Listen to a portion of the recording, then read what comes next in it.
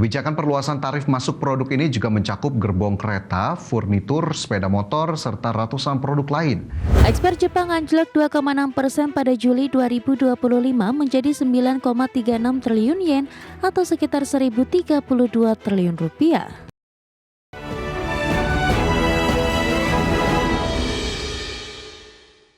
Departemen Perdagangan Amerika Serikat mengumumkan kenaikan tarif produk dengan unsur baja dan aluminium terhadap lebih dari 400 jenis produk. Kenaikan tarif mencakup sejumlah produk mulai dari turbin angin, krain bergerak, bulldozer hingga peralatan berat lainnya. Kebijakan perluasan tarif masuk produk ini juga mencakup gerbong kereta, furnitur, sepeda motor, serta ratusan produk lain. Departemen Perdagangan Amerika Serikat menyebut 407 kategori produk ditambahkan ke daftar turunan baja dan aluminium yang dikenakan tarif sektoral dengan bea masuk sebesar 50% atas kandungan baja dan aluminium di dalamnya.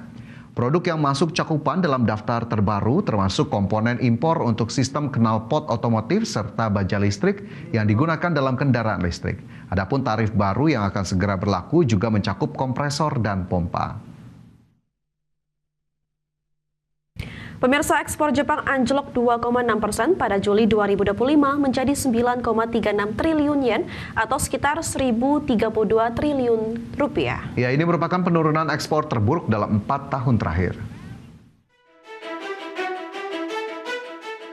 Ekspor Jepang anjlok 2,6% pada Juli 2025 menjadi 9,36 triliun yen atau sekitar 1.032 triliun rupiah.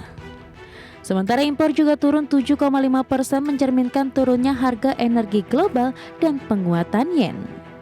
Kementerian Keuangan Jepang mencatat defisit perdagangan sebesar 117,5 miliar yen atau sekitar 13 triliun rupiah pada bulan Juli.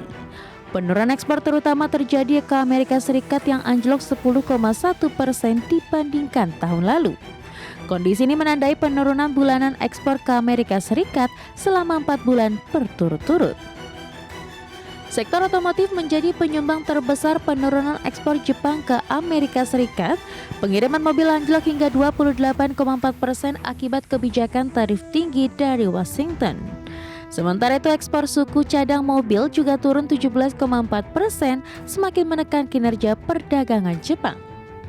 Adapun penurunan impor mencerminkan tren lesunya harga energi global, biaya minyak mentah, batu bara, dan gas alam cair lebih rendah dibandingkan tahun sebelumnya, memberikan sedikit ruang bagi Jepang untuk menekan pengeluaran.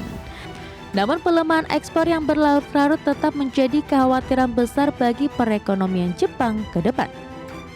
Berbagai sumber, IDX Channel. Pemerintah Lebanon menyerukan agar dilakukannya perpanjangan tugas pasukan penjaga perdamaian PBB sementara di Lebanon atau UNIFIL. Adapun Israel dan Amerika Serikat yang memiliki hak veto di Dewan Keamanan PBB dilaporkan menentang diperpanjangnya misi pasukan UNIFIL. Presiden Lebanon Joseph Aoun menyerukan agar mandat penugasan pasukan penjaga perdamaian PBB sementara di Lebanon atau UNIFIL tidak dicabut. Hal ini disampaikan Aoun setelah Dewan Keamanan PBB mulai membahas perpanjangan misi UNIFIL di wilayah selatan Lebanon.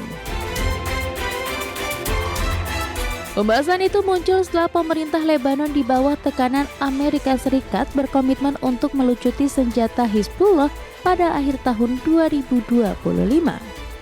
Adapun Israel dan Amerika Serikat yang memiliki hak veto di bawah keamanan PBB dilaporkan menentang diperpanjangnya misi pasukan UNIFIL menjaga Lebanon tersebut.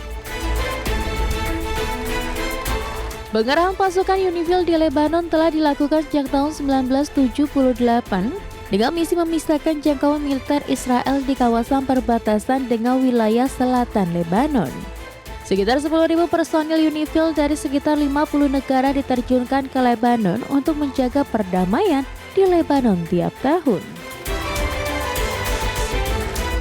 Dewan Keamanan PBB pada Senin pekan ini mulai membahas kesepakatan baru perpanjangan atau dihentikannya misi UNIFIL di Lebanon dengan tujuan penarikan pasukan. Sementara Aoun mengatakan pemerintah Lebanon telah menjalin komunikasi dengan negara-negara anggota Dewan Keamanan PBB serta negara-negara sahabat untuk memastikan perpanjangan mandat UNIFIL di negaranya. Berbagai sumber, IDX Channel.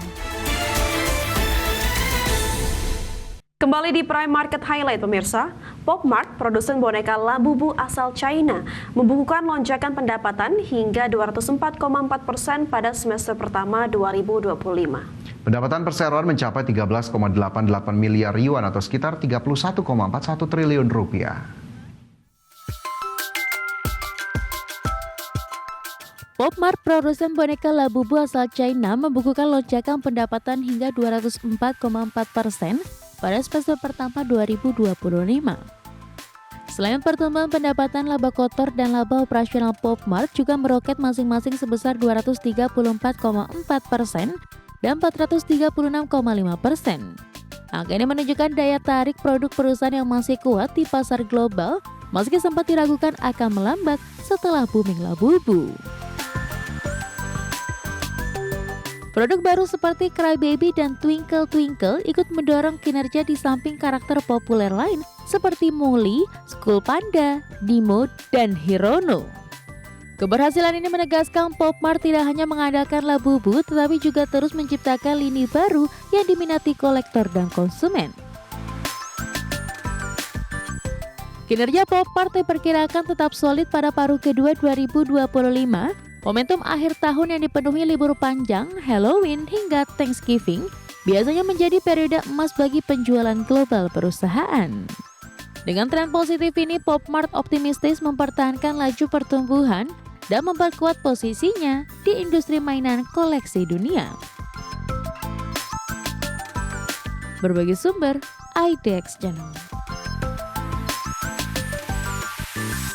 Perusahaan legendaris Eastman Kodak menghadapi tantangan besar dengan utang senilai 8,61 triliun rupiah yang jatuh tempo pada tahun 2026. Ya, namun manajemen Kodak menegaskan bahwa perusahaannya mampu untuk melunasi utang tersebut.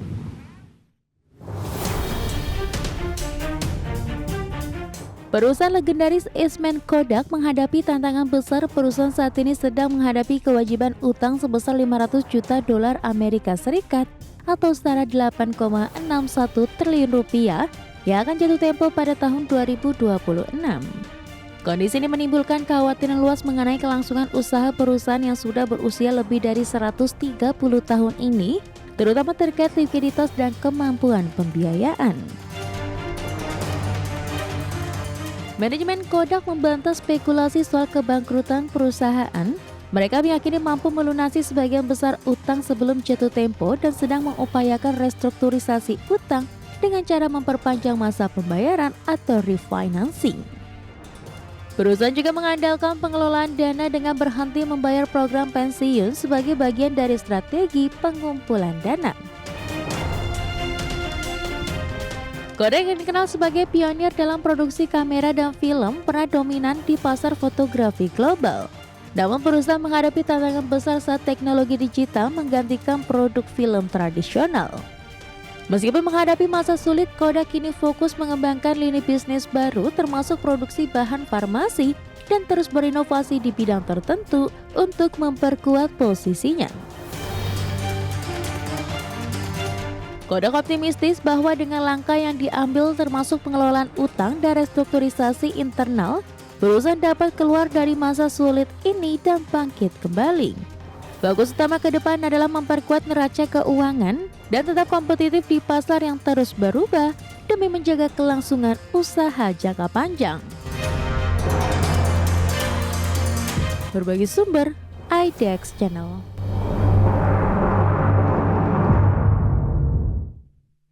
Pemirsa, layanan maskapai penerbangan Air Canada mulai pulih sejak Selasa kemarin usai aksi mogok yang melibatkan sekitar 10.000 karyawan. Ya, pihak manajemen dan karyawan Air Canada telah mencapai sejumlah kesepakatan dalam perundingan yang digelar pada hari Senin lalu.